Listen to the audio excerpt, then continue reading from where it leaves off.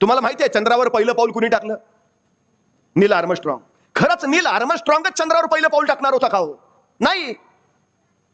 चंद्रयान मोहिमेचा प्रमुख कोण? Edwin C Aldrin. तो अमेरिकेचा वैमानिक होता, स्पेस वॉकिंगचा त्याला अनुभव होता, म्हणून या नासाच्या चंद्रयान मोहिमेमध्ये मुख्य पायलट म्हणून निवड झाली ती एडविन सी अल्डारिन, आणि त्याला सहाय्यक को पायलट म्हणून निवड झाली नील आर्मस्ट्रॉंग. तो अमेरिकेच्या नौसेनेत होता, त्याला स्पेस वॉकिंगचा अनुभव नव्हता, तो सहाय्यक म्हणून आला होता, को पायलट. हे अपोलो यान ज्यावेळी चंद्रावर उतरलं त्यावेळी स्पेस सेंटरवरनं पहिला संदेश आला, पायलट फर्स्ट.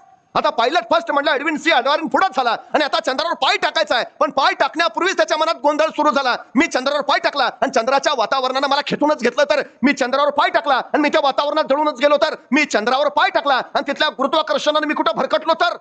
विचारांचा गोंधळ.